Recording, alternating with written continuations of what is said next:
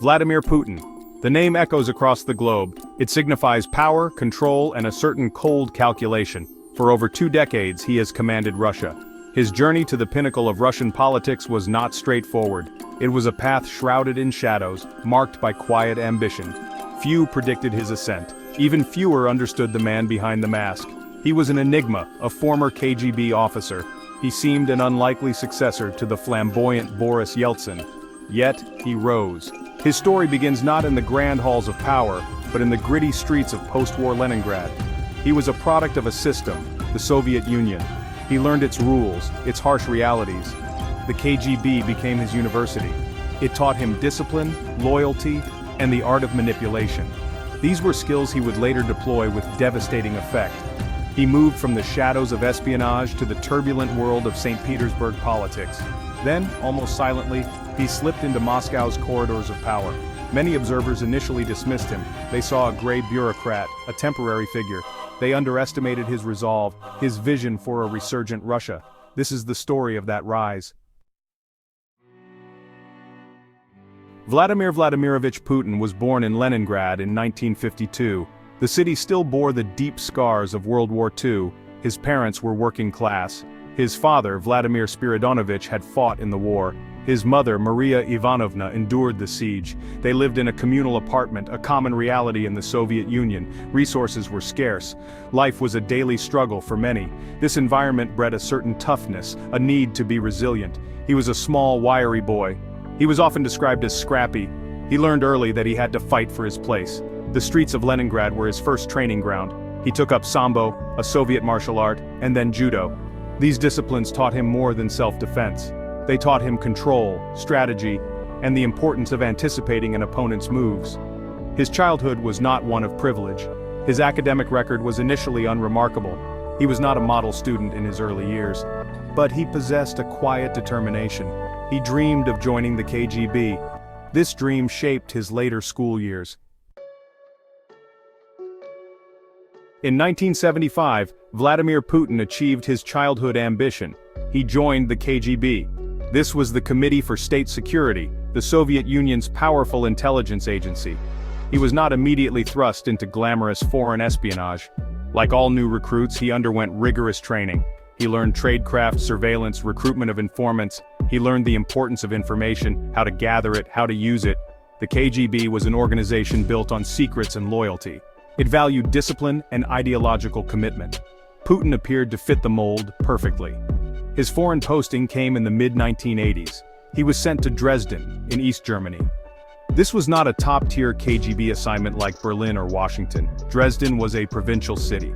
His official cover was as director of the Soviet-German House of Friendship. His real work involved intelligence gathering. He reportedly focused on recruiting foreigners, particularly those who might have access to Western technology or political intelligence. It was a period of quiet, methodical work. He was a mid-level officer, learning his craft far from the Kremlin's spotlight. The fall of the Berlin Wall in 1989 was a pivotal moment. Upon his return to Leningrad, soon to be renamed St. Petersburg, Putin needed a new path. The KGB was in disarray.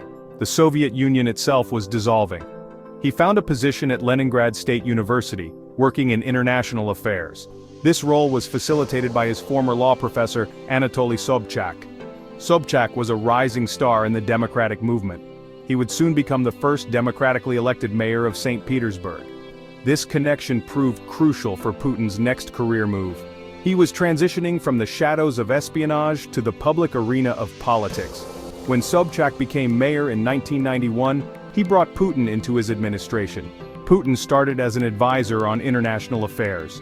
He quickly rose through the ranks. He became head of the city's Committee for External Relations. This was a significant position. St. Petersburg was opening up to the West. Foreign investment was flowing in. Putin was responsible for managing these new economic ties. He gained practical experience in administration, in negotiation, and in navigating the complex world of post-Soviet bureaucracy. He was learning a new kind of power. During his time in St. Petersburg, Putin cultivated a reputation for loyalty and efficiency. He was seen as a man who could get things done. He was discreet, preferring to work behind the scenes. He built a network of contacts. These included figures from the security services, business, and politics. Some of these individuals would later follow him to Moscow. Sobchak's political fortunes eventually declined.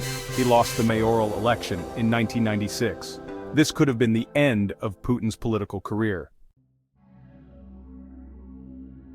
Section 5. Moscow's Call, Navigating the Kremlin's Maze. In 1996, Vladimir Putin's career took a decisive turn. He moved to Moscow. This was not a random transfer. It was orchestrated by powerful figures who had observed his work in St. Petersburg. He was appointed deputy chief of the Presidential Property Management Department. This department, under Pavel Borodin, managed the Kremlin's vast assets. It was a position that offered insight into the intricate workings of the state. It also brought him closer to the center of power, President Boris Yeltsin's inner circle. He was a quiet operator, learning the landscape. His rise within the Kremlin administration was swift. He was methodical, efficient, and crucially, discreet. These were qualities valued in the chaotic environment of Yeltsin's presidency. In March 1997, he became deputy chief of Yeltsin's presidential staff. He was also made chief of the main control directorate. This role gave him oversight over regional governments. It allowed him to understand the levers of power across Russia. He was building a comprehensive understanding of the state apparatus. He was also building a reputation as a reliable enforcer. Putin was not a public figure during this period. He operated largely in the background.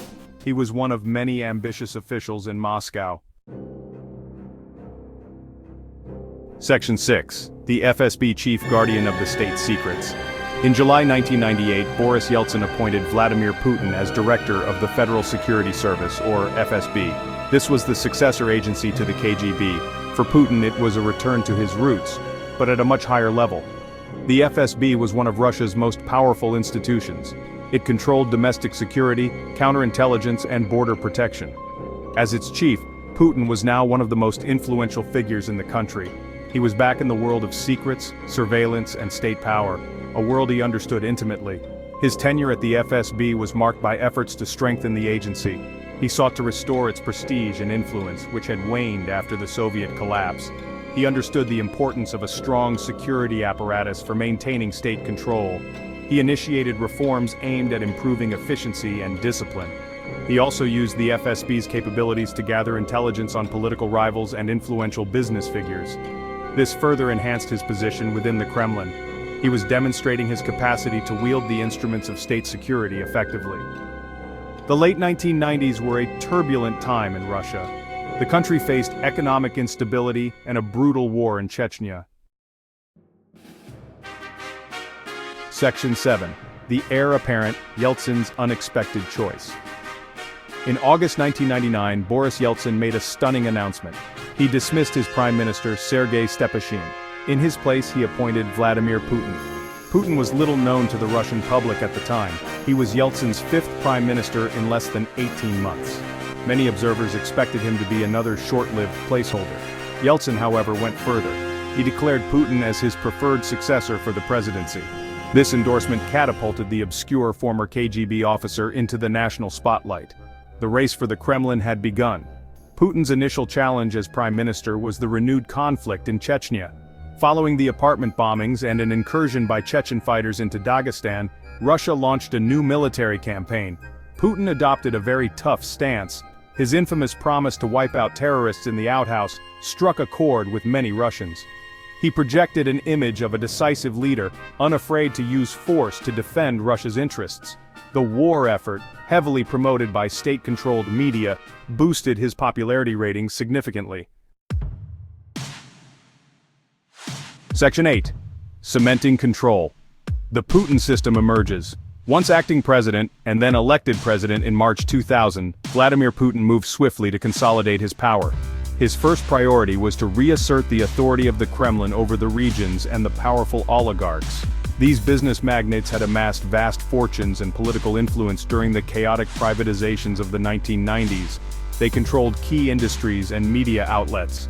Putin saw them as a threat to state stability and his own authority. He made it clear that their era of unchecked power was over. They had to play by his rules. He launched a campaign to neutralize the most independent oligarchs. Some, like Boris Berezovsky and Vladimir Gusinsky, who controlled critical television networks, were forced into exile. Their media assets were brought under state control or into the hands of loyalists. Mikhail Khodorkovsky, head of the Yukos oil company and Russia's richest man, challenged Putin more directly. He was arrested in 2003 on charges of fraud and tax evasion. His imprisonment sent a clear message to other oligarchs. Political ambition would not be tolerated. The state was supreme. Putin also worked to rebuild and strengthen the power vertical. This meant centralizing political control in Moscow. He reformed the Federation Council, the upper house of parliament, removing regional governors from their seats. Section 9. The Global Stage, a strongman's enduring gambit. With power consolidated at home, Vladimir Putin turned to restoring Russia's global influence. He viewed the Soviet Union's collapse as a major catastrophe. He sought to reclaim Russia's status as a great power. His foreign policy became increasingly assertive. He aimed to project strength and push back against Western encroachment. This marked a new era in international relations. Key moments define this assertive foreign policy.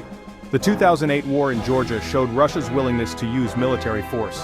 The annexation of Crimea in 2014 sent shockwaves across the world. This move led to Western sanctions and Russia's isolation. Putin intervened in Syria in 2015, reasserting influence in the Middle East. He employed hybrid warfare tactics, including cyber attacks and disinformation. Today, in 2025, Putin remains dominant but faces significant challenges. The 2022 invasion of Ukraine has become a costly conflict. It has led to unprecedented Western sanctions, isolating Russia's economy. It has also galvanized NATO and unified Western opposition. Domestically, dissent is heavily suppressed, but tensions remain. The image of the infallible strongman has been tested, yet his grip on power within Russia appears firm.